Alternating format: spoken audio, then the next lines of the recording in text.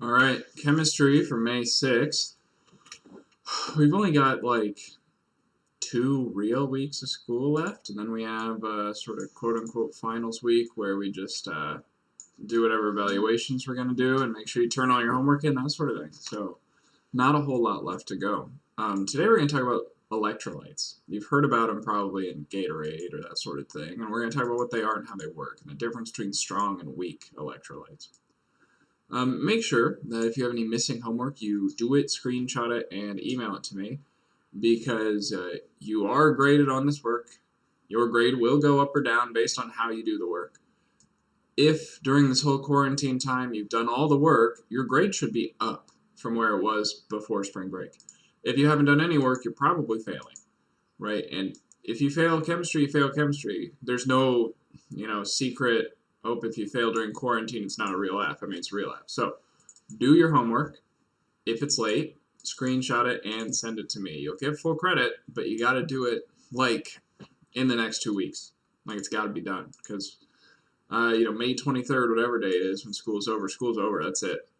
So get it done, do it, turn it in. Now, to the topic at hand, electrolytes.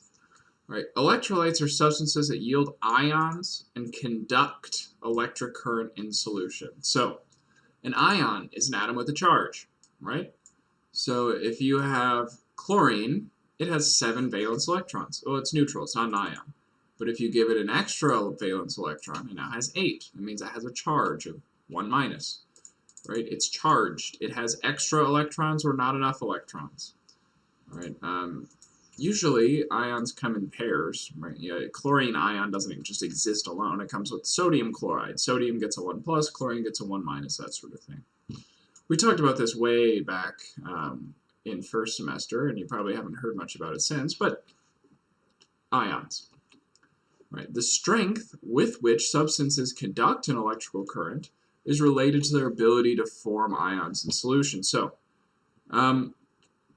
the better electrolyte they are, the more current they conduct. All right, basically. So, you would assume a strong electrolyte conducts current better, pound for pound, than a weak electrolyte, right? And the difference between strong and weak electrolyte is how much they disassociate, how many ions they make. So if you put, 100 chlorine, 100 strong electrolyte molecules in there, do you get 100 ions? It's probably strong. If you put 100 molecules in there and you only get 10 ions, it's probably weak, right? It's how many of those compounds, atoms, molecules are turned into ions. How many are ionized? What is the degree of ionization? That determines whether it's strong or weak. All right. So, in a strong electrolyte, anything you put in there that dissolves becomes an ion. So if you put in 100 compounds, you get 100 ions. All right, if you put in 100 molecules of sodium chloride, you're going to get 100 sodiums and 100 chlorines that are ions. All right, great. That's a strong ion, or a strong electrolyte. All right. A weak electrolyte is different.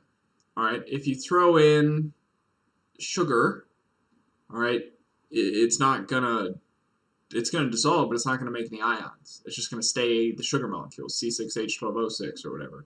It's just gonna sit there whole, not split apart into charged particles. That's a weak electrolyte. Well, in fact, that would be a non-electrolyte. But if you throw certain things in water, they make some ions, but not very many. Hydrofluoric acid might be a good example. Hydrogen, fluorine, HF. Some of it breaks apart into ions, but some of it stays HF. So there's strong electrolytes, weak electrolytes, and then non-electrolytes, really.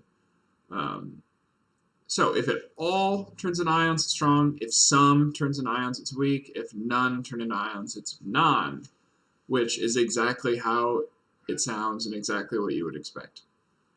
So a strong electrolyte is a compound whose aqueous solutions conduct electricity well because of the presence of dissolved ions. All right. Some examples of strong electrolytes: hydrochloric acid, hydrobromic acid, hydroiodic acid. All right, they all dissolve well. Sodium chloride dissolves well. These strong electrolytes, if you put them, like, as it turns out, here's a side note. As it turns out, water doesn't conduct electricity on its own. But when you dissolve stuff in it and put ions, electrolytes in it, it does conduct electricity pretty well. And so if you add some hydrochloric acid to pure water, it will suddenly conduct electricity. It's really useful. And in the body, all right, electrolytes are used to regulate the salt content in your cells and regulate the water content in your cells. But that's biology, and I don't know anything about biology. So weak electrolytes, on the other hand, have what's called like an inequality here, right? You get some of it that dissolves and some of it doesn't. You get some of it that turns into ions, some of it doesn't turn into ions. These things, when dissolved in water, conduct electricity but poorly. All right, it's just as simple as there's not as many ions in there. There's only a few ions. All right. Hydrofluoric acid is a classic example because you add, let's say, 100 molecules of HF, you're only going to get, say, 20 ions, right? The rest will stay together. So it's going to conduct electricity only, say, 20% as well as hydrochloric acid. I made up those numbers, but you get the idea. All right. So electrolytes. You have something, when it dissolves, it makes ions. If it all becomes ions, it's strong.